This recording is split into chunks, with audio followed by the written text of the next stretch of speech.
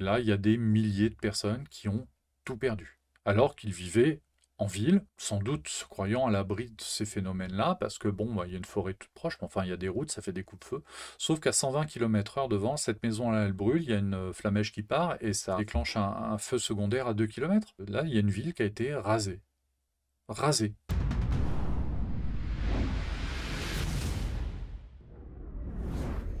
Et debout là-dedans, bonne année. Bienvenue sur le Lâcher Solo, première émission de l'année. Voilà, on est en plein mois de janvier et ça crame à Los Angeles, donc forcément, bah, il y a beaucoup de choses à raconter autour de ces événements, beaucoup de choses à décrypter aussi, parce qu'il y a quand même déjà eu un certain nombre de... Enfin, je suis encore tombé sur des trucs hallucinants. J'ai échangé énormément avec Jérôme au téléphone aujourd'hui, enfin toute cette semaine sur ces événements-là. Jérôme est toujours à Paris, pour ceux qui se poseraient la question, et de savoir s'il voudrait ou s'il allait intervenir. Alors la réponse, elle est très drôle et elle est dans l'émission. C'est ses vacances, elles sont légitimes, faut juste pas oublier qu'il a commencé sa saison en février et qu'il a terminé en fin novembre. Il n'est pas très intéressé pour aller sur ces feux pour les raisons qu'il a expliquées dans l'émission, c'est que, comme il nous l'a dit, lui, il aime les petits feux, il aime les moments où l'attaque initiale est efficace. Là, sur les feux de Los Angeles, l'attaque initiale n'a pas eu lieu, n'a pas été efficace, et c'est parti en gros désastre. Bah là, on fait intervenir les VLAT. Il y a 2 DC-10 en ce moment au-dessus de Los Angeles. Bah oui, c'est leur job. Le C-130 du Cal Fire est opérationnel, comme Spart 2B nous le dit. Il y a une vidéo qu'on va décrypter, que je vais passer tout à l'heure. Vous allez voir, c'est quand même enfin, ce qui se passe là-bas, c'est au-delà du rock'n'roll. Donc Jérôme va retourner aux États-Unis, donc je crois que c'est tout début de semaine prochaine. Pour l'instant, il n'y a que 2 trackers et un OV-10 ou 2 qui sont intervenus sur les feux de Los Angeles, parce que bah, il y a tous les autres avions, tous les autres hélicoptères. Donc le Cal Fire, lui, n'est pas dans sa zone, quelque part, c'est pas une forêt. Et puis, quand on voit le désastre, les trackers du Cal Fire avec leurs 4000 litres, là, ils vont servir à rien. Alors, il y a des équipages, des bases du sud de la Californie qui ont été impliqués. Alors, je ne lui ai pas demandé qui était sur les feux, mais on voit les trackers et les Broncos intervenir et faire des rotations. Et les Broncos ont un rôle important aussi pour la gestion de tout le trafic aérien qu'il y a autour des feux. J'ai vu passer un message au sein du Cal Fire disant, bon voilà, s'il y a des pilotes qui veulent venir relever les pilotes qui sont en cours, parce que bah, évidemment ils travaillent en 10-5, donc il y a un moment où les gars vont arriver en disant, bon bah, moi il faut que je prenne ma pause, il faut des équipages de relève, mais globalement ça se fait sur du volontariat, ça va être des gens qui vont habiter dans le coin, qui étaient plus ou moins prêts à reprendre la saison. Là, Jérôme, lui, va arriver, il a encore quelques jours de congé à prendre, et puis c'est pas les feux qui l'éclatent le plus. Pour répondre à la question, Monsieur Chauve-souris, ça se fait de choisir les feux sur lesquels on intervient? Non, parce que ils interviennent sur les feux qui éclatent dans leur région. Donc en saison, ils sont affectés à une base, bah, ils ne choisissent pas les feux, c'est les feux qui éclatent dans le secteur qui leur est alloué. Là, c'est un cas un petit peu particulier, ça éclate dans un endroit, donc ce sont les pilotes du secteur en question qui sont intervenus, sachant que depuis pas mal d'années, le Cal Fire ne désarme plus les bases du sud de la Californie l'hiver, parce qu'il y a toujours des événements, et là, c'en est une preuve de plus. Les bases du nord, passé fin novembre, il n'y a plus aucun risque de feu jusqu'à février-mars. Donc là, on ferme les bases. Et puis on envoie les avions en maintenance. Les bases du sud de la Californie, depuis 10 ans, l'hiver, elles ne ferment plus, parce qu'il y a des feux. La première grosse saison comme ça, c'était nous quand on était passé avec Cyril en 2014 en Californie. Ils étaient sur une des premières saisons de 365 jours. Donc en fait, tu débarques dans le sud Californie, à San Diego, du côté de San Diego, la base du Cal Fire, elle est ouverte. Elle est très calme, il y a un avion, il est bâché, il est prêt à partir dans les 2 heures, mais pas dans les 5 minutes. Mais les gens sont là. Il y a comme en France, hein, il y a une permanence opérationnelle à ce niveau-là. Donc les pilotes ne choisissent pas leur feu, mais il y a des pilotes qui sont prêts 365 jours sur 365. Donc, et à un moment donné, sur ces bases-là qui sont actives, bah oui, il peut y avoir des besoins de remplacement. Et donc le vivier de pilotes du Cal Fire, qui est un petit peu moins d'une centaine de pilotes, bon, bah, c'est pas très difficile de trouver des volontaires, hein. Donc il y a des gens que ces gros feux-là n'intéressent pas des masses, des régions que les gars ne connaissent pas forcément extraordinairement bien. Jérôme, ça fait longtemps qu'il n'a pas volé dans le sud de la Californie, donc Bon, c'est des situations qui sont prévues, qui sont anticipées, mais voilà. Lui n'est pas concerné pour le moment. Après, bah, si les feux durent 2 mois, peut-être qu'il sera amené à les relever et à y aller. Mais bon, pour l'instant, on n'est pas dans cette configuration-là. On a un épisode incendiaire assez important, dramatique à nombreux points de vue, on va le voir, mais on ne sait pas combien de temps ça va durer. Là, il y a des épisodes de vent, les vents de la Santa Ana, ce qui est la cause de l'incendie en fait. Rien ne dit que ça va durer. Voilà, il suffit que les vents vont se calmer à un moment ou un autre, ou le feu va venir arriver sur le Pacifique et s'arrêter faute de combustible. Mais à un moment, les vents vont s'arrêter et là, les pompiers vont pouvoir reprendre la main. Mais là, ce qui se passe, c'est incroyable et c'est surtout inédit. Pas tant pour la région, mais surtout pour la période. Ah, une petite photo, ouais, une des plus belles qui a été diffusée ces derniers jours. Je pense que c'est une photo qui a été prise sur les feux de cette semaine, mais j'en ai pas la certitude absolue. C'est un RJ-85AT de Aerofleet, donc un avion modifié par Connair avec une soute constant flow qui opère sur un des reliefs de Los Angeles. Alors, Los Angeles, c'est une région très particulière. C'est toute cette zone-là. Et ça, c'est le comté de Los Angeles. Euh, c'est une plaine qui est occupée par les hommes depuis peu de temps finalement, parce que quand on y réfléchit, pendant la Seconde Guerre mondiale, autour d'Inglewood, où se situe aujourd'hui Los Angeles International, ici, s'était installé un industriel aéronautique qui s'appelait North American, parce que les terrains étaient pas chers, parce qu'il y avait personne. C'est une ville très étrange, Los Angeles, parce que c'est pas elle est sur la côte, mais en fait, c'est pas une ville de littoral, c'est pas une ville portuaire. C'est une ville qui a grossi parce qu'il y avait de la place. Et donc, les gens se sont empilés dans cet endroit-là. Quand on regarde la carte des accès, par exemple, il me semble que la gare centrale de Los Angeles est dans ce secteur-là. La logique aurait voulu que si une ville s'était développée, elle se serait plutôt développée dans ce secteur. Ben non, finalement, c'est près des collines.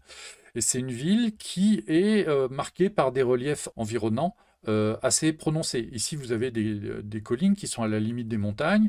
Ici aussi. Au sud, vous avez des petits reliefs qui sont assez sympathiques. En fait, en gros, si vous voulez faire du vélo à Los Angeles, quand vous habitez du côté de Torrance, c'est pas un problème. Alors, on pourrait débattre et parler beaucoup et longuement de Los Angeles parce que sur le plan aéronautique, il s'est passé dans l'histoire de la ville des choses extraordinaires. C'est une des villes les plus importantes de l'histoire aéronautique du monde. Il faut se rendre compte que dans ces quelques kilomètres carrés, vous avez une grande partie des avions de la Seconde Guerre mondiale qui ont été imaginés et construits. North American, c'est le Mustang.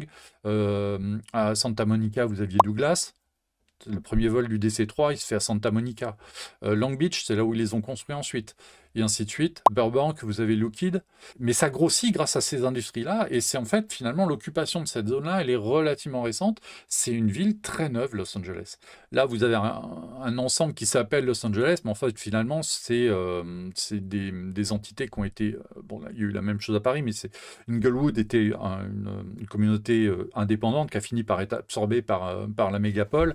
Vous avez des noms assez connus comme Chino pour ceux qui s'intéressent aux avions, Long Beach, tout ça finit par être pris dans la mégapole, mais c'est un ensemble de petites villes qui a fini par faire un truc. Alors je ne sais plus la population globale du bassin, mais c'est monstrueux, c'est plusieurs dizaines de millions d'habitants. C'est un fonctionnement assez dingue. Pour y avoir passé quelques jours, c'est une ville dingue, intéressante, mais dingue. Et pour vous donner une idée de l'échelle, là, en gros, hein, de là à là, c'est 40 km. De Los Angeles ici à Long Beach, ouais, c'est au moins 30 km. Pour faire Torrance, Chino, qui doit se situer par là, en passant par Hollywood avec un Cessna 177, c'est 1 heure de vol. Voilà. Et donc le tour de la ville, là, hop, on l'avait fait en 2 heures de vol. Voilà, pour vous donner une idée des distances qu'il faut prendre en compte. Vous avez ici les deux indications des endroits qui sont en proie des flammes. Donc ici, vous avez le feu de Palisade et là, le feu de Eaton qui ont éclaté à, je crois, 24 heures d'intervalle dans des secteurs qui sont assez séparés. Donc bon, après, les causes, je ne les connais pas.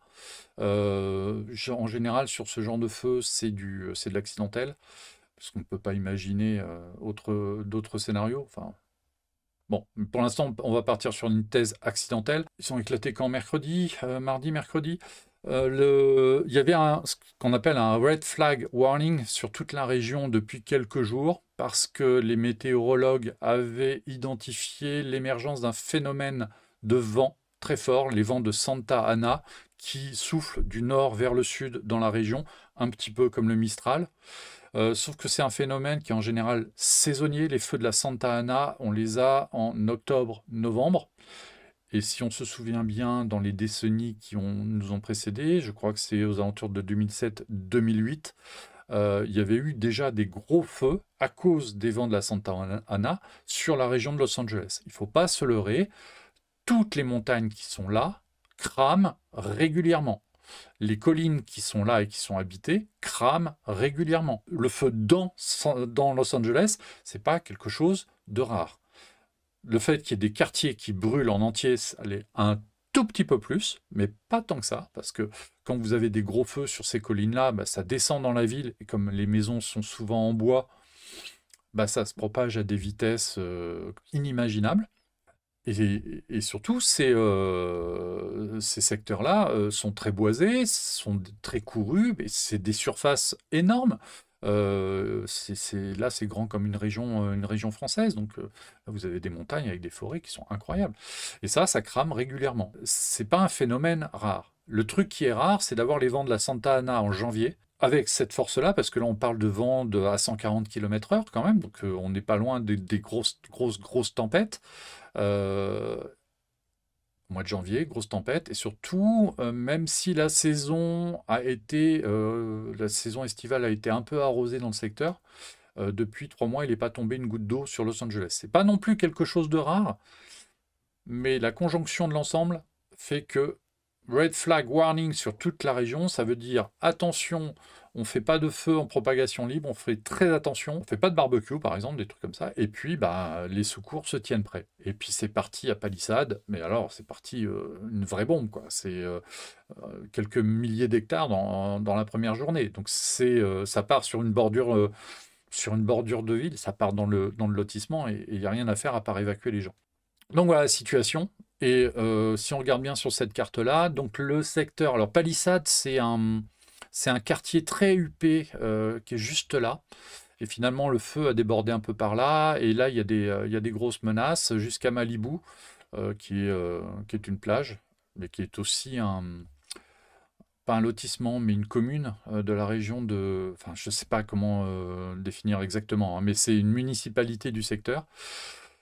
Ça représente... là, il y a bien 10-15 km de là à là, donc vous imaginez la surface. Et les images qu'on a vues du résultat du feu sont effarantes, c'est une zone de guerre. Donc la situation ce matin, elle est la suivante. Sur le feu de Palisade, on est actuellement à 8000 hectares brûlés.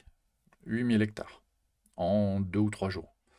Et sur le Eaton Fire, on est à 5500 hectares. Donc sur ces feux-là, il y a une partie de végétation qui a effectivement été attaquée et qui a disparu, mais le feu est rentré mais profondément dans les lotissements. Alors j'ai perdu le chiffre exact du nombre de personnes évacuées, mais je crois que c'est quelque chose comme 130 000 personnes qui ont dû partir. Et un des chiffres qui a été donné il y a quelques heures, ce serait quelque chose comme 9000 maisons détruites. 9000 maisons détruites. C'est un désastre comme on n'en avait pas eu depuis très très longtemps. Les événements précédents de cet ordre-là, il y avait eu des gros feux en 2003, en 2007. Je crois qu'aux alentours de 2010-2011 aussi, il y avait eu des feux dans la ville, mais qui n'étaient pas descendus aussi profondément dans les lotissements par contre. Donc 9000 maisons détruites, c'est quand même quelque chose d'ahurissant. Alors, ce que me disait Jérôme au téléphone ce matin, c'est qu'avec les bouleversements climatiques en cours, et ça, celui-là en est peut-être aussi une expression, c'est en train de bouleverser beaucoup de choses en Californie. Ça va avoir des conséquences à très long terme, cette affaire. Un des points importants, c'est que oui, ça a touché des maisons qui valent plus d'1 million de dollars. Il y avait des quartiers dans ce coin-là qui étaient habités par des stars. Vous les avez vus dans la presse. La famille Hallyday avait par exemple une maison dans ce coin-là Elle a totalement cramé. Mark Hamill, l'acteur de Star Wars, avait sa maison. Visiblement, lui a évacué et je ne sais pas ce qu'est devenu sa maison. Il y a tout un grand nombre de stars qui habitaient dans ce coin-là parce que c'est un quartier très huppé, très beau. Quand on voit les images de palissades, c'est très vert. Et puis surtout, on est tout près de Los Angeles, la Cité des Anges. Et puis on a tous les studios qui sont là. Hollywood, c'est là. Donc vous êtes acteur, vous habitez dans ce coin-là, vous êtes tout près. Puis quand vous appelez Tom Cruise, par exemple, vous avez vos avions à Santa Monica qui sont juste là, quoi. Donc, alors, Waterfall qui dit un truc très intéressant, beaucoup d'assurances ont refusé de prendre en compte ce risque. Effectivement, un des bouleversements qu'il va y avoir en Californie dans les années qui viennent, c'est que les primes d'assurance habitation dans les zones sensibles au feu, c'est-à-dire dans toute la Californie, ont explosé. Jérôme m'a dit qu'aujourd'hui, pour assurer une maison dans certains coins, la prime d'assurance était 10 à 15 000 $ par an. Donc, il y a beaucoup de gens qui, d'une part, n'arrivent pas à se faire assurer, d'autres, parce que quand même le système est assez libre aux États-Unis, et si vous n'avez pas envie de vous assurer, vous ne vous assurez pas, mais ça veut dire que s'il se passe une merde, bah, c'est pour vous. Et les tarifs des assurances face aux feux de forêt ont totalement explosé. Et là, l'événement qui vient de se passer, bah, ça ne va pas améliorer les choses. Ça veut dire que si vous habitez en bordure d'une ville, pas très loin d'une forêt, vous êtes aujourd'hui réellement en danger. Alors, pas en danger humain, parce que là, on a vu qu'il y avait eu il y a 130 000 personnes d'évacuées, il y a une dizaine de morts, il va falloir voir le bilan final et puis surtout analyser pourquoi ces gens-là sont morts. Mais ça veut dire aussi que tout ce qui était procédure d'évacuation s'est bien passé. Évacuer 130 000 personnes, ça s'improvise pas. Tu en penses quoi de la baisse du budget des pompiers et l'histoire avec les bassines? Alors, je n'ai pas étudié ce sujet-là parce que ça ne concerne pas tellement l'aviation finalement. Les bassines, ouais, j'ai vu des photos. Je sais qu'il y a des réservoirs, hein, ils en ont besoin. Los Angeles, c'est pas une ville fluviale. Et on voit qu'il n'y a pas de lac, il n'y a pas de zone d'écopage. C'est pas une zone qui a été pensée pour l'habitation humaine, il y a beaucoup d'artificiel là-dedans. Et toute l'eau du bassin de Los Angeles vient des montagnes du Colorado, donc du fleuve Colorado qui descend jusqu'en Californie. Et donc il y a des captations, et il y a des réservoirs un peu partout, et puis il y a des torrents aussi. C'est pour ça que dans les films, par exemple, on voit souvent, dans Terminator, par exemple, il y a une course-poursuite dans une espèce de canal entouré de béton. Ce sont des zones de canalisation pour, quand il y a des dévalements d'eau et des grosses pluies, avoir des endroits où l'eau peut s'écouler, parce que sinon ça fait ce qui s'est passé à Valence, il pourrait y avoir encore plus de dégâts. Et donc oui, il y a des vrais problèmes d'eau dans la région de Los Angeles, mais il y a de vrais problèmes d'eau dans toute la Californie, et c'est pour ça qu'il y a des gros réservoirs qui sont créés artificiellement avec des barrages à droite à gauche, et là où les Canadiens sont allés écoper, le lac Castaïc, c'est un réservoir, c'est un lac qui est né avec un barrage. Alors en plus, si c'est un barrage hydroélectrique, on voit l'intérêt, mais oui, ça fait aussi une réserve d'eau. Et puis là, il ne faut pas oublier qu'on doit alimenter en eau plusieurs dizaines de millions d'habitants. C'est un casse-tête effroyable. Et donc, oui, j'ai vu qu'il y avait des polémiques sur l'histoire du budget des pompiers. Les baisses de budget, oui, en Californie, comme ailleurs, il y a un budget, les contraints, il faut développer ça, il faut réduire ça.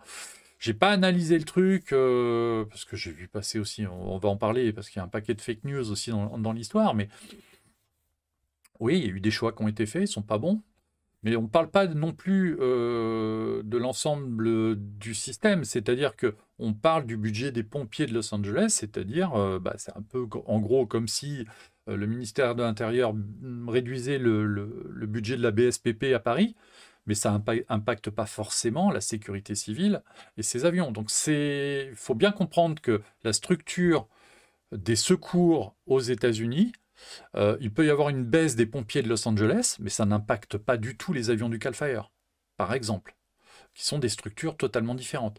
Los Angeles, vous avez plusieurs entités. Vous avez le Los Angeles Fire Department, donc qui est lui lié à la municipalité, et vous avez le comté, le Los Angeles County Fire Department, qui a aussi des hélicos HBE, par exemple, et qui couvre, lui, une zone un peu plus grande. et ainsi de suite. Vous pouvez avoir des comtés qui ont des shérifs. Les shérifs, pour la police, ils ont besoin d'hélicos. Les hélicos, certains, peuvent avoir un Bambi Bucket et être utilisés. La structure des secours aux États-Unis, elle repose sur un principe très simple. Chaque entité, chaque collectivité locale est responsable de son territoire. Après, il y a certaines strates. Vous avez le fédéral, vous avez l'étatique, et puis vous avez le local. Mais chaque entité est responsable, et donc chaque entité est en mesure de pouvoir avoir des moyens d'extinction, y compris aériens, hélicos ou avions. Voilà, il y a, comme partout, il y a des budgets budget. C'est vrai que la Californie est assez écolo. C'est pas ces histoires de budget-là qui ont posé le plus de problèmes, mais par exemple, c'est sur la façon dont on gère les forêts. Pendant très longtemps, les écolos californiens ont refusé qu'on travaille dans les forêts. C'est-à-dire que les forêts devaient être absolument, totalement naturelles. Pas d'intervention humaine. Sauf que donc, il n'y avait pas de débroussaillage et on s'est aperçu que c'est devenu des poudrières. Donc, il y a eu un retour en arrière et aujourd'hui, effectivement, il y a un travail qui est fait sur les forêts de façon à ce que, ne serait-ce que déboiser un petit peu, créer des coupe-feux, débroussailler, ça permet de limiter l'impact de certains phénomènes. C'est dur à faire entrer dans les mentalités, mais il ne faut pas rêver, hein, en français, il y a des choses qui sont à peu près équivalentes. J'en avais discuté avec un pilote de Canadair il n'y a pas si longtemps que ça. Il y a des secteurs sur le Rhône qui sont interdits d'entraînement découpage par les Canadair parce que, vous comprenez, sur les rives, il y a des nids, il ne faudrait pas que les oiseaux soient dérangés. Donc les Canadair, non, pas d'entraînement. Ouais, ok, d'accord, très bien. Mais il n'y a pas des péniches qui passent tous les jours, là? Et ça dérange pas les oiseaux, parce que un Canadair qui passe, allez, on va dire, il y a une journée dans le mois où il va y avoir 2 Canadair qui vont s'entraîner, ça pose un problème, alors que les péniches qui passent tous les jours, ça l'est pas. Il y a des trucs qui sont pas très compréhensibles dans ces approches-là. Donc, il faut aussi relativiser sur ce point-là dont j'avais discuté avec un pilote. Il m'avait dit, mais bon, en fait, en cas de problème, vu qu'il y a une ville à côté, c'est entre les mains du préfet qui peut dire, non, non, mais là, ils peuvent. Et il y a urgence, et ils vont pouvoir écoper en cas de danger. Qui ne s'y entraînent pas, c'est pas gênant, il y a des zones en amont et en aval qui sont tout à fait aptes à recevoir un entraînement. Donc cette zone-là, c'est pas très grave. Mais ça, là, il faut qu'il puisse y avoir des avions. Et le problème, c'est que ces mouvements qui veulent protéger la nature, et on le comprend bien, il ne faut pas non plus que ça devienne problématique pour les secours. Voilà, c'est un équilibre à trouver qui est compliqué parce que dès que vous parlez d'avion à certains, là vous avez des poils qui se hérissent et ça devient compliqué. Il n'y a pas des zones qui sont inconstructibles proches des zones à risque où c'est open bar. Alors ça, je ne m'aventurerai pas sur le sujet. Moi j'étais resté dans l'idée où qu'une zone, en France, une zone qui avait été brûlée était déclarée inconstructible. Au moins il fallait replanter une forêt derrière, mais je pense qu'il y a eu des cas où ça n'a pas été appliqué et là, on est en bordure de mon domaine de compétence, je ne vais pas trop m'y aventurer. Aux États-Unis, je ne sais pas trop comment ça se passe, mais là, on voit, sur le plan légal, quand on regarde comment les choses sont faites, il y a un promoteur immobilier qui arrive dans un secteur qui dit, bon, bah, là, c'est constructible, on va construire des maisons. Boum. Et le quartier est très chouette parce qu'il est en bordure de forêt. Et comme les normes de construction aux États-Unis, c'est le bois, on fait des maisons pour gagner le maximum d'argent et que les gens ne veulent pas habiter dans des immeubles. Ils font des quartiers, c'est ça qui est très étonnant aux États-Unis. Il y a beaucoup de place, mais les maisons sont entassées les unes à côté des autres. C'est vraiment, il y a la fenêtre pour dis donc, voisin, passe-moi le sel. Bon, nous, on fait la même chose hein, dans les immeubles. Moi, j'entends mes voisins en haut et en bas, donc, mais on le fait verticalement. Eux, ils le font horizontalement. Et donc, ces maisons en bois, quand il y en a une qui brûle, celle d'à côté, elle flambe aussi. Et ça va très très vite. C'est un truc. Bon, c'est vrai que le bois, c'est vrai que ça fait des maisons qui sont pas très chères. Le terrain est très cher, les maisons le sont moins. Et ça, c'est quelque chose auquel ils sont très habitués. Après, il y a les normes sismiques. Il ne faut pas oublier qu'on est dans un coin où il peut y avoir des tremblements de terre et des tremblements de terre extrêmement violents. Ils attendent toujours le Big One hein, à San Francisco. Donc, et c'est vrai que le bois est souple, donc permet d'avoir des dégâts très limités en cas de séisme. Bon, et puis tout n'a pas été fait dans les règles de l'art. On verra. Là, il va y avoir des enquêtes, il va y avoir des procès. Pour l'instant, il y a 10 morts. C'est pas beaucoup. Mais il y a eu des précédents dans les années 2017-2018 où le feu avait débarqué comme ça en pleine agglomération. Et c'était le cas à Paradise, où le feu était tombé sur les gens en train d'évacuer sur la seule route du coin, et il y a eu 100 morts. Sur l'année précédente, c'est à Santa Rosa. Alors là, pareil, un autre problème, un feu qui a éclaté en toute fin de journée, donc de nuit, au moment où les avions ne peuvent pas décoller. Et le feu a traversé un quartier et il y a eu, je sais plus, plus d'une vingtaine de morts. Et ça c'est quelque chose qui avait traumatisé Jérôme, parce que bah, c'était à Santa Rosa, c'est son secteur, et sur ce feu-là, bah, ils ont rien pu faire. Et se retrouver impuissant sur ce genre de sujet, je pense que c'est très dur à vivre pour eux. Le Tubbs Fire vers Santa Rosa, donc de nuit octobre 2017, 14 000 hectares, c'est pas énorme, 22 morts, 5 600 bâtiments détruits. Et le Campfire à Paradise en novembre 2018, feu d'origine électrique, un câble qui avait cassé, 85 morts, 60 000 hectares. Là, on est sur un feu qui fait 10 000 hectares, il y a une dizaine de morts, donc quelque part, c'est un petit feu. Mais en pleine ville, 9 000 habitations détruites, c'est le feu le plus cher de l'histoire des États-Unis, si on oublie le feu de San Francisco en 1901. Oui, ça va se compter en milliards, et les primes d'assurance vont exploser, donc il va y avoir encore plus de problèmes de maisons pas assurées. Est-ce qu'à un moment donné, ils vont se poser la question de créer des barrières coupe-feu dans les lotissements? On peut se poser la question. Sur le plan aéronautique et sur le plan des secours, on va faire un petit point sur les avions qui ont été engagés, parce que c'est quand même ça qui nous intéresse. Mais voilà la carte de la zone avec des informations qui sont liées aux aéroports, aux bases et aux zones écopables. Donc ici, je vous ai marqué les 2 feux qui sont en cours. Là, j'ai mis un point de repère sur le panneau Hollywood. Alors, on va en parler très rapidement. À propos de fake news, visiblement, il y a des images faites par IA qui ont circulé, qui montraient le panneau Hollywood encerclé par les flammes.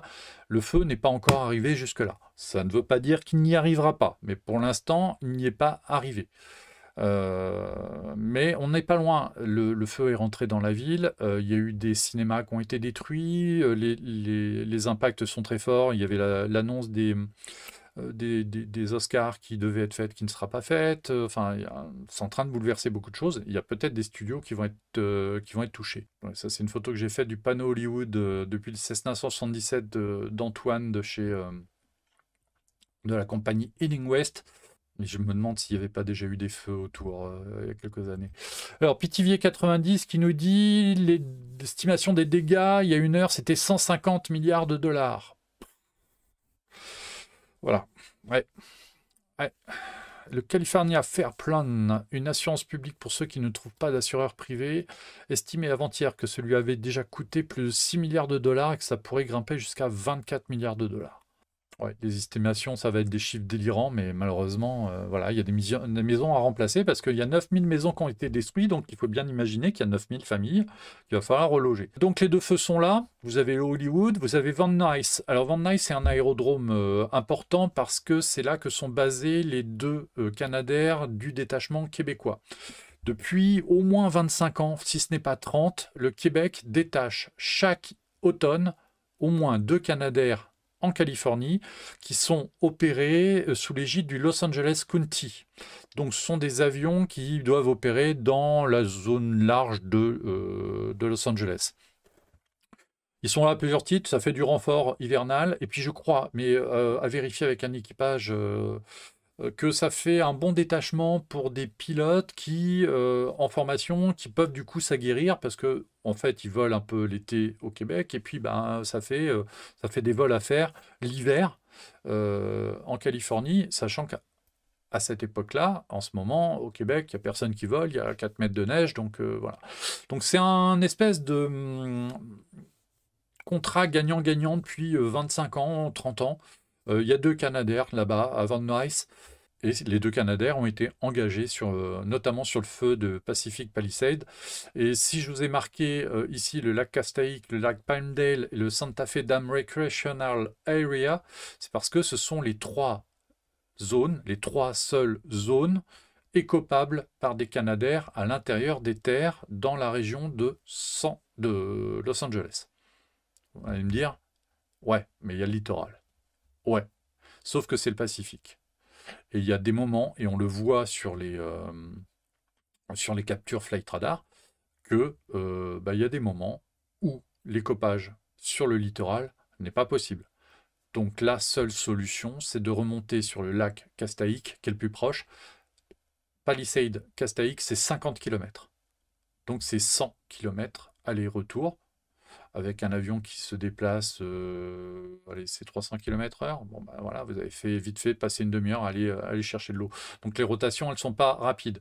À côté de ça, vous avez les hélicoptères qui peuvent, eux, alors, aller récupérer dans le Pacifique, mais ils ont aussi l'hélipad 69 Bravo, dont on reparlera tout à l'heure, et puis toutes les piscines du coin, et puis les rivières, et puis éventuellement les fameuses bassines. Sauf que, effectivement, il y avait des bassines qui ont été vidées très rapidement parce que l'intensité des rotations a été délirante.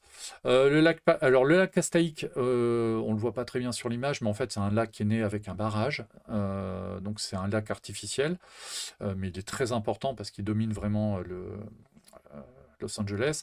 Le Santa Fe Dam Recreational Area, il fait le 1200 mètres, je crois, le point d'eau, et en fait c'est limite pour les canadaires, mais c'est une zone, il y a des vidéos très impressionnantes de canadaires à l'écopage sur des plans d'eau très courts. C'est justement là qu'ils sont filmés. Alors là, en plus, quand les canadaires écopent, vous êtes sur la rive, vous êtes à toucher l'aile.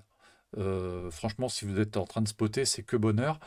Mais c'est une zone qui est très restrictive, et à savoir si la zone était pleine d'eau et écopable par les canadaires, parce que le feu d'Altadena,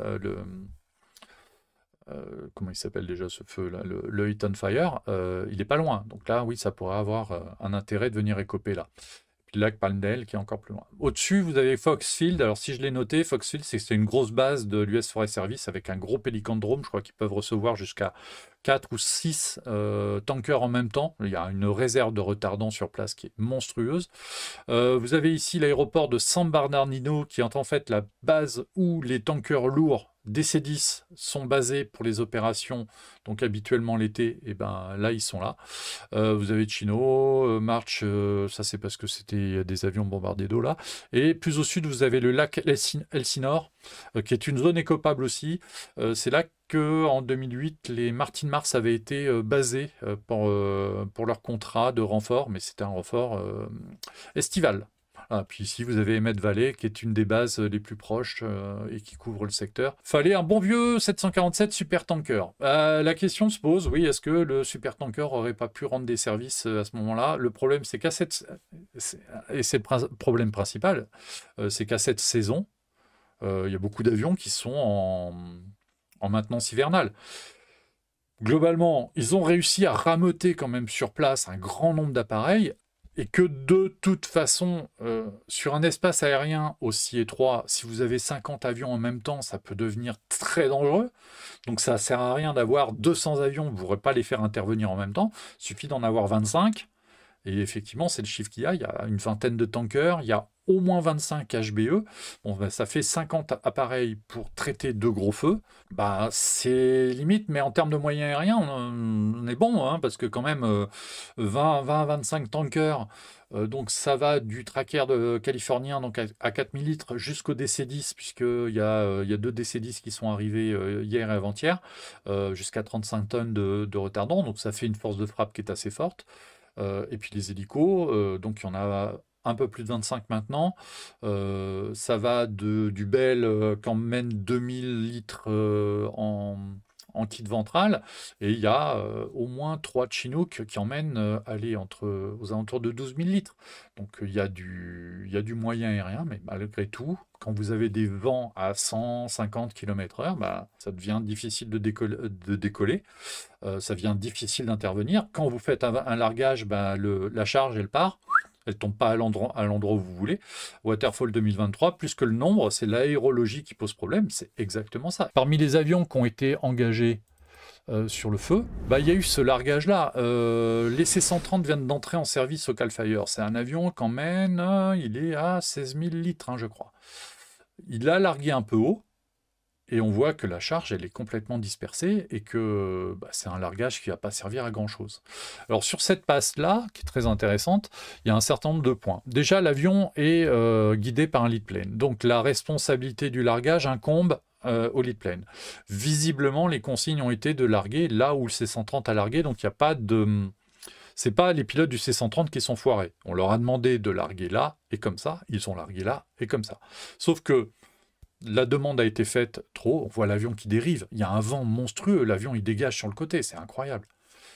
Et ben, ces largages-là, ben, ils ne servent pas à grand-chose. Donc on est vraiment dans la limite supérieure de ce que l'appui aérien peut apporter. Là, il y a le travail du lead plane. Le lead plane, il est responsable du largage. Ça veut dire que s'il demande au tanker de larguer plus bas, qu'il y a un problème sur le tanker, ça peut être sa responsabilité. Donc le gars dans le lead plane a peut-être pas voulu prendre de risque. Après, bah, c'est une photo des premiers jours, hein, donc est-ce qu'ils n'avaient pas pris la mesure du truc parce que c'est bien joli de juger sur une vidéo à un moment donné, on ne connaît pas tout le contexte, et puis surtout, combien d'autres largages ont été faits derrière et qui ont été efficaces. Donc il y a celui-là qui a été filmé, et il est intéressant à décoder, mais est-ce qu'il est représentatif de toutes les opérations? La photo que j'ai montrée en ouverture, celle-là, elle est soi-disant faite aussi pendant ces opérations. Normalement, c'est une photo qui a quelques jours. Bon, ben, là, on voit que le largage, même s'il est un peu brassé par le vent, il va avoir un peu plus d'efficacité. Bon, c'est une question de circonstances, de moment, de choix du lead plane. Je ne mets pas en cause l'équipage. Il faut juste regarder ça en se disant, oui, voilà, vu l'intensité des vents et des opérations, il y a des largages qui vont, mais qui ne vont pas marcher du tout. Et on est à la bordure de ce que les avions peuvent apporter aux pompiers. On est passé d'un feu de forêt à un feu urbain. Et les avions de bombardier d'eau, ils sont taillés pour faire du feu de forêt, pas du feu urbain. Donc on n'est pas tout à fait... Puis dans l'urbain, vous avez les lignes à haute tension, vous avez les maisons, il y a les gens qui sont sur place, les pompiers qui sont au contact du feu un petit peu plus rapprochés. Donc l'utilisation des avions est très compliquée. Descendre plus aurait été dangereux vu le vent de travers au fond du Talweg. Merci, un œil acéré connaisseur permet d'éviter de dire des bêtises. Mais voilà, vraiment, mais de fait, comme l'avion ne peut pas descendre plus, son largage n'a pas une grande efficacité. Est-ce qu'il fallait s'abstenir de larguer? On pourra toujours juger, mais il y a des moyens, il faut les utiliser. Bah, ce largage-là a été gaspillé, peut-être que le suivant a été beaucoup plus efficace, mais il n'a pas été filmé. Question pour les néophytes comme moi, et pour évaluer l'importance d'un largage, il faut compter quel ordre de grandeur en termes de temps entre deux largages pour un avion. Alors c'est très variable d'un avion à l'autre et des systèmes de remplissage. Par exemple, en France, on a sur les pélicandromes des pompes qui débitent environ 1000 litres à la minute, 1000 litres à la minute pour remplir un Dash 8. Donc un Dash 8, 10 000 litres, en gros 10 minutes pour l'emplissage, mais rempli retardant.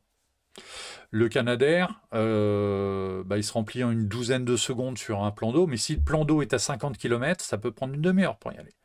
Et en fait, voilà, la situation telle qu'elle est là aujourd'hui, quand le Pacifique n'est pas écopable, c'est les tankers qui sont en utilisation. Et les tankers, ils vont ravitailler à San Bernardino, ils vont à Foxfield, et là, ça fait du temps de vol entre deux largages. Ça se compense avec le nombre d'avions. Quand tu as une vingtaine d'avions dans le circuit, le fait qu'il y en ait un qui fait un largage par heure, si tu en as 7 ou 8 en rotation dans le secteur, tu as ton largage toutes les 10 minutes, c'est normal. Donc il faut vraiment voir les choses non pas à l'avion en individualité, mais en globalité. Les marques que je vous montre là montrent aussi un autre point très très important qui est rarement soulevé, c'est la présence de tout ce qui est avion de complément. C'est-à-dire qu'ici vous avez un turbo commander qui va assurer pendant des heures et des heures la surveillance du feu, comme les Beech de la sécurité civile, et qui va assurer aussi parfois le guidage, comme on l'a vu sur la vidéo du C-130, le guidage du tanker quand il arrive. Et la même chose ici, avec un Bronco du Cal Fire, et je crois que cette capture-là, c'est lors d'une des premières interventions du C-130 du Cal Fire. Parmi les choses qu'il faut noter aussi sur l'ampleur des moyens aériens qui sont mis en place, c'est aussi ce genre de choses. Là, il y a un Cessna 310 qui, en plein après-midi, a décollé et il a fait un gros mapping des zones à risque. pour avoir une cartographie précise de la situation. Alors je ne sais pas avec quel système il a fait son mapping, est-ce que c'est du LIDAR, est-ce que c'est l'infrarouge, est-ce que c'est d'autres systèmes, est-ce qu'ils vont détecter aussi les piscines pleines sur lesquelles ils vont pouvoir se remplir. Je ne sais pas, mais en tout cas voilà, quand il y a un feu, il y a beaucoup d'avions qui décollent. Ici, on a aussi des hélicoptères, donc des Firehawk, là c'est du Los Angeles County, des avions du Cal Fire, deux avions privés. Vous voyez aussi que ça implique un certain nombre d'entités très différentes les unes des autres. Le travail de l'incident commander sur ces trucs-là est très important. Sachant que là, vous avez deux incidents qui sont séparés. Vous avez des opérations sur ce feu-là qui sont indépendantes des opérations qui sont sur celle-là. Sauf qu'à un moment donné, les avions peuvent aller se ravitailler sur les mêmes points. Et donc là, il faut faire de la déconflictuation. Et puis il y a des priorités, etc. Là, autre dessin intéressant, il y a l'apparition des deux Canadair donc du Québec qui sont donc présents et qui ont été très largement impliqués. Alors, ce sont les indicatifs KE 245 qui donc est là, et on voit que pour opérer dans ce secteur-là, ils ne sont pas en train d'écoper sur le littoral, ils remontent. Alors là, ils sont peut-être remontés sur le Palmdale pour écoper. Parce que le Pacifique, c'est un océan qui n'est pas si pacifique que ça, et souvent, il n'est pas opérationnel. Enfin, les limitations de vagues et de clapots ne permettent pas aux Canadair d'écoper. Donc, c'est aussi une des explications pour lesquelles le Cal Fire n'a pas d'avion écopeur, c'est qu'il y a des moments où, et très souvent, où le littoral, c'est pas possible, et les zones écopables à l'intérieur des terres ne sont pas très nombreuses. Donc ces avions-là n'ont pas une énorme utilité, sachant qu'en plus ils sont lents. Donc c'est pour ça qu'ils ont des hélicoptères. Et pour les hélicoptères, il y a les zones d'écopage, de pompage sont beaucoup plus importantes, et il y a surtout, ils trichent un peu, ils ont des trucs comme ça. Ça c'est l'hélipad 69 Bravo, il est très exactement au-dessus de Palisade. En fait, vu l'angle de la photo, la zone qui est en feu actuellement, ce sont ces collines-là. Et ils ont installé ce qu'ils appellent donc un hélipad. C'est en fait un espèce de pélicandrome pour hélicoptères. Il y a deux ou quatre points de pompage, pardon. Les hélicoptères arrivent. Et voilà, et parce que là vous avez, ça dépend du Los Angeles County, il y a 40 000 litres disponibles en permanence sur place. Sauf que 40 000 litres, quand vous avez des hélicoptères qui en pompent 10 000, ça fait juste 4 rechargements, donc c'est pas grand chose, mais qui en fait sont des points d'eau qui sont alimentés en permanence, c'est-à-dire que aussi vite vidés, aussi vite remplis. C'est bien que les hélicoptères qui vont opérer là vont pouvoir intervenir avec des rotations très très rapides. Donc ils compensent le fait de ne pas pouvoir écoper sur le littoral en utilisant les hélicoptères avec un certain nombre de points, et ça peut être les réservoirs vide. Simplement, quand on regarde les cartes, j'ai l'impression que l'hélipad n'a pas été si sollicité que ça, et je me pose la question de savoir si effectivement ça ne fait pas partie des réservoirs qui ont été mis à sec dès les premiers jours de l'opération et qui donc ont obligé les hélicoptères à aller ravitailler un petit peu plus loin et donc à ralentir un petit peu les opérations. Ça fait partie des retex qui devrait y avoir après les incidents. Donc voilà, vous avez le Pacific Palisades, c'est là, et donc l'hélipad 69 Bravo que je viens de vous montrer, il est juste là. Et oui, on pourrait se poser la question, pourquoi on crée une espèce d'hélipad à l'eau ici, alors que vous avez le littoral? Voilà, la réponse, c'est que le littoral, il n'est pas toujours écopable ni pompable, surtout quand vous avez des vents énormes comme ça, donc c'est très très difficile à travailler, et c'est pour ça aussi que les aéronefs sont en limite de ce qu'ils peuvent apporter. Ceci dit, ils interviennent, vous avez des aéronefs très variés. Alors si c'est un AW139 du Los Angeles Fire Department, alors c'est des hélicoptères qui sont rentrés en service assez récemment. Visiblement, le kit qu'ils utilisent, c'est un kit de 1800 litres. Donc c'est pas si lourd que ça. La particularité de ces AW139, c'est qu'ils peuvent intervenir de nuit. Alors là, c'est une photo au crépuscule. Et en fait, ces appareils peuvent intervenir la nuit. Et ça, c'est une capture d'écran que j'ai faite l'autre jour. Il était minuit 25, heure locale de Los Angeles. Waterfall 2023, en comparaison, le littoral en Aquitaine est rarement écopable. Et heureusement qu'il y a des plans d'eau nombreux sur la région. C'est exactement l'illustration du problème. Il y a le lac de Cazaux, Biscarrosse, voilà, donc ça fait des endroits où il y a de la place en plus pour écoper. Je pense qu'en termes de sécurisation du plan, enfin de la sécurisation des équipages sur le plan d'eau, si on se rate de 10 mètres, c'est pas très grave, pas comme près de Perpignan. Il faut bien se rendre compte que le Canadair, il a des limitations de clapot qui font que sur l'océan, c'est pas toujours évident. Se rajoute à ça le problème de l'eau salée. Parce qu'un Canadair qui vient d'opérer sur de l'eau salée, il faut passer des heures à le rincer derrière. Et ça, il faut avoir la main-d'œuvre pour le faire. Alors à Nîmes, maintenant, il y a le système automatique de rinçage, et c'est une super bonne idée. J'en discutais avec un pilote de P3 Orion américain qui disait que sur la base de Quonset, donc qui est à côté de Boston, ils ont un système équivalent parce que les P3 Orion sont des avions de patrouille maritime, donc volent bas au-dessus de la mer. Donc quand ils rentrent de mission, ils sont rincés automatiquement. Ils ont un système aussi comme ça. Mais il y a des endroits où, comme il n'y a pas d'avion Écopeur, il n'y a pas de système de rinçage automatique, donc il faut faire ça au jet d'eau. Et il me semble qu'à Marignane, et l'RGG, tu pourras nous en parler, c'est les gars de la Sabena Technics qui, avec leur petit jet d'eau, rinçaient sensiblement, attentionneusement, précautionneusement les Canadair en retour de mission, parce que si vous laissez de l'eau salée sur l'avion, ça va faire de la corrosion, et si vous laissez la corrosion, vous pouvez mettre un avion au tas assez rapidement. Voilà. Donc, sur les opérations de Los Angeles, et c'est un des points importants, c'est que les hélicoptères sont autorisés à larguer la nuit. La nuit, le vent tombe souvent un peu et les températures s'abaissent, même si dans les feux qu'on a là, les températures n'entrent pas trop en ligne de compte. Ceci dit, il fait doux en ce moment à Los Angeles, j'ai regardé les températures, il fait 20 degrés. Par contre, le taux d'humidité, il est très très très très bas, c'est extrêmement sec. Donc vous avez des vents secs, voilà, pas besoin. Et donc ces hélicoptères-là interviennent et larguent la nuit. Et ça, voilà ce qu'il y avait au-dessus des feux de palissade à minuit 25 l'autre jour. Vous avez donc 1, 2, 3 AW139 de Los Angeles Fire Department.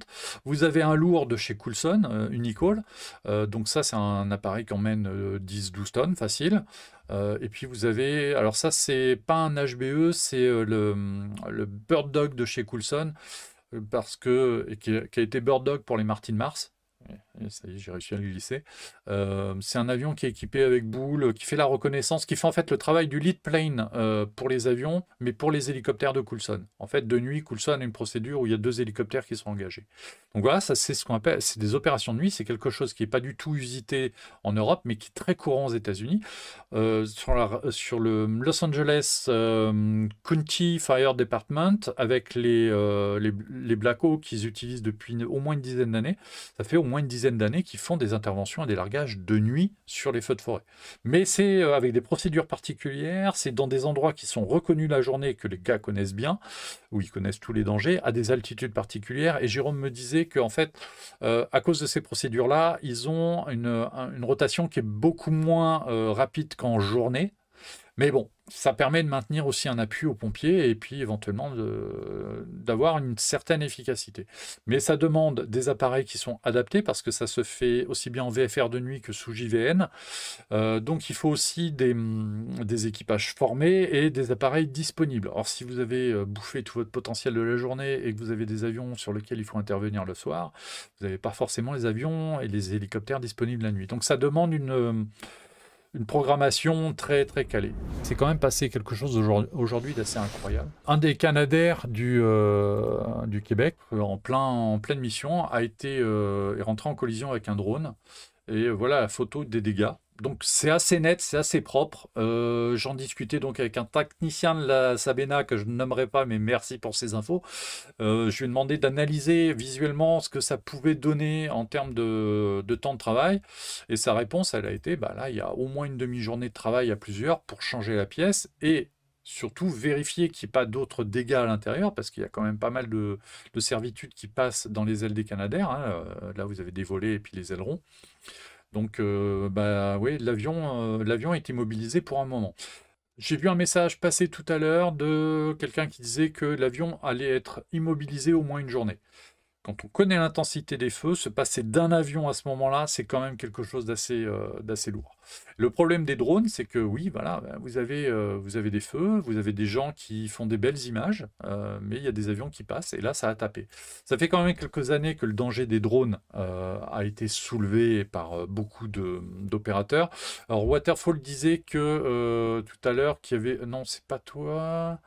Non, c'est un de tes anciens collègues qui disait qu'en Europe et en France, on avait mis en place des procédures pour éviter ces conflits.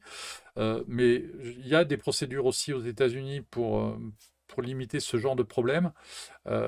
Sauf que bah, quand vous avez quelqu'un qui ne suit pas les règles, vous avez beau avoir toutes les procédures, si quelqu'un ne suit pas les procédures, vous allez au problème. Là, c'est visiblement un petit drone. Enfin, vous avez un petit drone, si ça se trouve, c'est un DJ gros comme ça, et vous avez vu les dégâts. Si on lui présente la facture, donc 12 heures de travail pour des techniciens bien chevronnés, bien formés, donc bien payés, bah, ça douille. La pièce de Avion de Canada, elle les offre pas. Plus si vous rajoutez à ça éventuellement une pénalité pour le fait d'avoir privé des opérations d'un avion important parce qu'à ce moment-là, au moment de l'impact, il faisait des rotations en écopant sur le Pacifique, justement. Donc là, ça fait un trou dans le dispositif qui est assez énorme. Et donc oui, ça fait 10 ans qu'il y a ce genre d'affiche éditée par l'US Forest Service qui dit bah, If you fly, we can't. Si vous volez, nous, non. Voilà. Et la procédure sur les feux de forêt, elle est très simple. S'il y a un drone qui est détecté dans la proximité du feu, tous les aéronefs sont sommés de retourner sur leur base. C'est tout le monde au sol. Et on se débrouille pour dégager le drone. J'ai vu une photo, j'ai pas eu le temps de vous la retrouver, mais je crois que c'était au Nevada. Il y avait eu un feu, il y avait un drone. Le shérif est arrivé, a pris son fusil, le fusil de tireur d'élite à lunettes, et il a shooté le drone. Et Jérôme me racontait qu'il y a quelques saisons, sur un feu, comme ça, ils ont été alertés qu'il y avait un petit drone. Donc Jérôme, avec son tracker, est rentré. Mais le pilote du HBE local de Boggs, qui était dans le coin, a vu le drone. De fait, comme il avait sa charge d'eau, il est venu se mettre au-dessus du drone, il lui a largué dessus. Donc le drone a été dégagé vite fait. Mais voilà, c'est problématique. Waterfall, c'est arrivé en France durant les feux en Aquitaine où les opérations ont été arrêtées. Les images circulaient sur le net et c'est comme ça que les avions ont été avertis de sa présence. Ah, le délire, ouais. Ah, ça mériterait un bel interview et qu'on discute de l'histoire. Là, pour l'histoire, les gendarmes ont trouvé la personne qui était responsable de cette incursion. Et là, ça va être chaud pour ses fesses. Aux États-Unis, le fait d'avoir gêné les opérations, le tarif de base, c'est 12 mois de prison et c'est un crime fédéral. Donc là, il n'y a pas de tu vas faire de la préventive. Non, non, c'est 12 mois ferme. Et 75 000 dollars d'amende. Après, si tu tombes sur un juge qui a perdu sa maison, tu peux morfler. Ça peut aller très loin, cette affaire-là. Donc voilà, ça c'est le Canadair 43 qui a été touché. En fait, ça c'est son dernier vol. Ils avaient fait un ravitaillement carburant à Santa Monica, qui est pas loin. Ils écopaient donc bien sur le Pacifique, mais on voit qu'ils étaient... alors je sais pas comment est le littoral, mais j'ai l'impression qu'il y a des rochers assez proches du bord, et donc ils vont assez loin en mer pour écoper. Et là, bah, les vagues sont encore plus fortes, donc c'est pour ça que c'est très compliqué. Et là, la capture est faite au moment où il infléchit sa trajectoire et il remonte directement se poser à Van Nuys. Donc je pense qu'on est dans le secteur où il y a eu l'impact. Et c'est vrai que les drones sur feu, il y a des gens qui sont autorisés à utiliser leurs drones sur feu et ils ramènent ça comme image. Voilà, ça c'est palissade. Après ça c'est une vidéo qui a quelques heures. Les maisons en bois, on voit qu'elles sont empilées les unes sur les autres, hein, ce dont je vous avais parlé. Là, il y a encore un point chaud. Là, ça fume encore. Euh, voilà. Et là, tout ça, ça a cramé. Et là, il y a des milliers de personnes qui ont tout perdu. Alors qu'ils vivaient en ville, euh, sans doute se croyant à l'abri de ces phénomènes-là, parce que bon, bah, il y a une forêt toute proche, mais enfin, il y a des routes, ça fait des coups de feu. Sauf qu'à 120 km/h devant, cette maison-là, elle brûle, il y a une flamèche qui part, et ça déclenche un feu secondaire à 2 km. Les images sont... c'est des images de guerre. Là, il y a une ville qui a été rasée. Rasée. Et ça, c'est une vue de drone. Alors, sans doute un drone autorisé pour les télés ou pour les pompiers, parce qu'il y a besoin de récupérer aussi des images. On voit bien que l'analyse des points chauds permet de dire aux pompiers qui sont là, bah, les gars, allez là-bas, Et là, il n'y a plus rien à éteindre. Il n'y a plus rien à éteindre. Et la difficulté du vol, je vais la montrer sur une autre vidéo, qui va montrer aussi la difficulté des opérations avec des avions sur ce genre de feu. C'est l'arrivée du DC-10 Tanker 914 à San Bernardino. Ah, ça a l'air de rien comme ça. Et vous allez voir. Pouf. Et l'avion qui embarque. Il y a un vent de travers sur la piste au moment où l'avion se pose. C'est chaud. Et là, les pneus, ils ont morflé. Donc voilà, l'arrivée du Tanker 910. Donc vous imaginez bien, sur un atterrissage, la difficulté du job, aller larguer comme ça, chaud patate, surtout avec un DC-10. Ah, ça donne des belles images, effectivement, mais c'est des images un peu tristes. Alors il y a plein de gens qui vont dire, ah, c'est des images qu'on n'aime pas voir. Pas les avions largués qu'on n'aime pas voir, c'est les maisons brûlées. Mais voilà, les Canadair du Québec en opération. Et on voit le vent, on le sent sur ces images. Et là, le largage, il n'est pas extraordinairement efficace. Là, un peu plus peut-être. Alors donc les MD-87 ont été en opération. C'est des images désolantes. Voilà. Je ne sais pas ce que ça devait être à l'origine, ça, mais... Et les feux qui continuent... non, c'est des balises pour fermer les routes. Enfin, c'est incroyable. À un moment donné, il faut choisir entre l'efficacité et les prises de risque. Oui, enfin, de toute façon, je crois que c'est très clair. Un pilote de bombardier d'eau, à un moment, a le droit de dire là, je ne le sens pas, je ne fais pas le largage, je refais un tour, je reviens dans 2 minutes. C'est mieux que de tenter le largage et puis de mettre un peu de métal de plus dans le brasier, quoi. Faut être très raisonnable aussi. Quand les maisons ont été évacuées, il n'y a plus de vie à sauver. Les images sont terribles, incroyables. Puis on est au mois de janvier, quoi. C'est incroyable. Allez, encore du Canadair. Donc c'est bien. J'aurais bien aimé vous montrer quelques vidéos d'hélico, mais j'en ai pas des masses. J'ai pas eu le temps d'en récupérer trop. Là, pareil, le largage, il se fait très haut parce qu'il y a énormément de vent et je suis pas sûr que le largage ait une quelconque efficacité, au moins sur cette passe-là, malheureusement. Et voilà, le front de flamme vu depuis Santa Monica.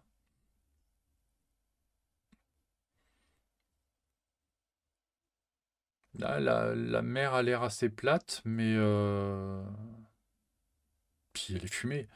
Là, l'importance de la fumée, je ne sais pas comment on gère ça depuis un bombardier d'eau, mais la fumée est très très gênante et pour aller larguer, chaud. Là, voilà, par exemple, le littoral, voilà. Ah, on dit, ah, il faudrait aller écoper sur le Pacifique. Bah oui, mais sauf que la fumée, elle est sur le Pacifique, donc là, tu peux pas aller écoper, tu vois rien. Là, le pauvre vieux avec sa lance, mais qu'est-ce qu'il peut faire? Ouais, c'est un total désastre. Les avions, ils sont bien pour ralentir un feu de forêt, comme nous l'a expliqué Jérôme le 20 décembre, et pour éteindre un feu en ville. On est à la limite de ce que les avions peuvent apporter au problème des feux de forêt. On peut mettre des barrières de retardant avec un DC-10, ouais. Ça marche bien. Ouais. Mais voilà, on n'est pas en ville.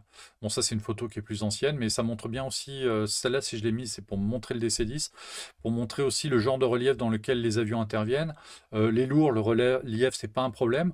Et puis aussi, pour couper court à certaines remarques que j'ai lues à droite à gauche, non, la 400M avec le système qui est tel qu'il est aujourd'hui, bah, cette attaque-là, la 400M ne peut pas le faire parce que l'avion est nez bas.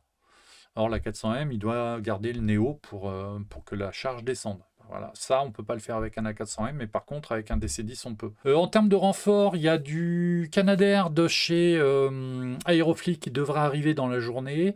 Donc ça devrait compenser celui qui est sur le flanc pour encore quelques heures. Donc ça fera entre 3 et 4 Canadair. J'ai lu quelque part que peut-être il y avait d'autres renforts de Canadair qui venaient du Canada, mais pas forcément du Québec. Une vidéo qui montre l'absorption de la charge d'un Canadair et qui montre la limite d'efficacité du largage sur un avion isolé. Oui, alors ça c'est un point que je n'ai pas détaillé, mais c'est vrai qu'en France, on utilise les Canadair en Oria, c'est-à-dire que le premier arrive, marque la cible, le deuxième commence à rafraîchir un peu le feu, le troisième le refroidit, et le quatrième éteint. Oui, il faut 4 avions, et sauf qu'ils ne les ont pas. Alors après, avec les hélicos, s'ils sont en circuit assez court, ils peuvent avoir des effets qui ressemblent un peu à de la Noria, mais c'est vrai qu'ils ont aussi une doctrine qui fait que les avions opère de façon un peu plus isolée. D'un autre côté, quand on a un DC-10 avec 35 tonnes de retardant, c'est une noria lui tout seul, mais c'est un autre usage. Il faut bien aussi différencier l'usage de l'eau de l'usage du retardant. Là, on peut peindre des maisons en rouge. On peut faire une belle barrière de retardant dans un lotissement, sauf que bon, quand vous avez 120 km/h de vent, bah, les sautes de vent font que la barrière elle va pas toujours servir. Donc on est à la limite de ce que les avions peuvent apporter à un feu pour lutter contre un feu. On n'est plus dans un feu de forêt, là on est dans un feu urbain. Et donc là, le combat, il va se gagner au sol. Il va se gagner au sol quand le feu va arriver au Pacifique et qu'il ne va pas pouvoir aller plus loin. On a de la chance là, sur le côté de Palisade, on va vite arriver sur le Pacifique. Puis là, il y a des coups de feu naturels. Un moment ou un autre, vont bien tomber sur des immeubles en dur qui vont pas cramer. Voilà. Mais là, le feu, il va taper le Pacifique. Et une fois qu'il est arrivé là, il va pas avancer parce que je rappelle que les vents sont nord-sud. Par contre là, ça peut descendre encore en ville. Il peut y avoir encore énormément de dégâts. Là, sur celle-là, on a un RJ-85 qui est en opération. Et il y a... ça, c'est le RJ. Le Tanker 107, c'est un MD-87 de chez Ericsson. Feu urbain, action terrestre. De toute façon, voilà. Oui, c'est les pompiers au sol qui gagneront le combat, mais les pompiers urbains, ils ont l'habitude d'intervenir sur une maison qui crame. Mais là, quand il y a un lotissement complet, un mur de feu, qu'est-ce que tu veux faire? Et là, il faut faire venir des pompiers de partout. Il faut faire venir des camions de partout. Il faut faire une ligne de combat et avancer. Enfin, je ne sais pas quelles sont les tactiques à utiliser, mais c'est effarant ce qui se passe. Et ça se passe au mois de janvier. On a l'habitude d'avoir ces feux-là aujourd'hui, même en novembre. Ça arrive, effectivement, mais là, après, ça reprend en avril. Mais là, en janvier, rien n'était prêt, quoi. Voilà la liste des avions qui étaient engagés l'autre jour en plein vol. Donc là, P462, donc c'est du 146 de chez Neptune, il y en a 3. Les 2 MD de chez Ericsson et le tanker 169, donc le RJ85AT, sachant que depuis, il y a 2 DC-10 qui sont intervenus, qui sont ajoutés. Il y a donc les Canadair du Québec, ceux d'Aerofleet qui arrivent. Non, il y a du monde, ouais. Alors la cause de l'incendie, je ne l'ai pas, mais bon, dans ces zones-là, ça peut être de l'accidentel. Visiblement, il y a eu une arrestation d'un SDF aussi, mais je ne sais pas si c'est en lien. Enfin, des fois, on n'arrive pas à savoir ce qui s'est passé, c'est ça. Et puis la cause, hein, la cause importe peu quelque part, parce que évidemment, si c'est un feu criminel, il faut choper le mec et il faut pas qu'il sorte de prison, quoi. Mais ou qu'il rembourse toutes les maisons détruites. Voilà. Il y avait un red flag warning sur toute la région depuis quelques jours, donc les gens savaient que la moindre flamme pouvait entraîner une situation catastrophique. Des départs de feu, il y en a tous les jours. Voilà, simplement quand il n'y a pas de vent et quand c'est humide, on n'en entend jamais parler. Vous avez un pot d'échappement qui touche une herbe sèche, par exemple, ça peut déclencher un feu. Vous faites un peu d'écobuage dans votre jardin, vous brûlez des feuilles mortes, vous pouvez déclencher un feu. Vous mettez dans votre jardin pour couper un tuyau avec une scie circulaire, bah, ça fait des étincelles. Sur un red flag warning, c'est un truc à pas faire, vraiment. Voilà, mais malheureusement, des feux, bah, ça éclate. Et quand la situation est comme ça, bah, voilà le désastre, 9000 maisons brûlées, 10 morts, des milliards de dollars de dégâts à réparer, des traumatismes profonds au sein de la population, des conséquences humaines aussi à long terme, parce que bah, y a des gens qui auront absorbé des fumées, et ça c'est pas bon non plus. Quelle histoire! Je suis effaré, moi, de cette affaire-là, surtout à cette période de l'année. Vraiment, j'ai l'impression d'être en été, ou bah, l'été, la nuit, je regarde ce qui se passe sur les feux aux États-Unis. J'ai quelques avions que je sais que quand ça tourne de cette façon-là, dans ce coin-là, c'est qu'il y a un feu. Et je suis effaré. Et donc, oui, il y a eu une collision en plus avec un drone, donc ça aide pas tout ça. Les prévisions météo, pour l'instant, j'ai pas d'infos complémentaires. Je sais que le vent va souffler au moins jusqu'à ce week-end. Et un truc qui ne m'encourage pas au niveau optimisme, c'est qu'il y a un red flag warning qui vient d'être mis sur la région de San Diego, donc à 200 ou 300 km plus au sud. Et c'est pareil, c'est très sec, il y a des vents. Et c'est pareil, c'est le même genre de lotissement. Donc il y a des endroits où si ça part, et si ça part dans San Diego, c'est pas bon non plus. Donc, et les avions là qu'on a en opération sur Los Angeles, on va avoir du mal à les envoyer sur San Diego. Donc il va falloir renforcer les moyens. Sauf que les compagnies aériennes qui sont opérationnelles aux États-Unis, là, elles sont en train de réparer les avions parce que l'hiver, ou en train de préparer la saison en Australie. Et il y a déjà pas mal d'avions qui ont traversé le Pacifique et qui sont down under pour la saison estivale australienne qui se situe en ce moment-là. Alors, est-ce qu'il y a des besoins d'avions bombardiers d'eau supplémentaires? La réponse est forcément oui. Est-ce qu'il y a besoin de plus d'avions Hawker? De toute façon, ça fera jamais de mal d'avoir des flottes diversifiées. Est-ce qu'il faut plus d'hélicoptères? Oui. Est-ce qu'il faut plus de pilotes à être formés? Oui, mais reprenez l'émission avec Jérôme et on vous explique pourquoi ils ont du mal aussi à recruter dans ces métiers-là et c'est dommage parce que c'est des métiers où si vous aimez l'action et le pilotage pur, il y a moyen d'avoir des carrières d'à peu près intéressantes. Bon, fin de la première émission, on se revoit la semaine prochaine, même heure, 18h, je sais pas de quoi on parlera, mais bon, si la situation à Los Angeles n'est pas terminée, voilà. On en parlera peut-être. Et puis, on parlera peut-être de Lego, parce que à Noël, j'ai eu des Lego, des avions. Enfin, on en parlera peut-être. Et puis, écoutez à tous, merci d'avoir suivi l'émission. À la semaine prochaine.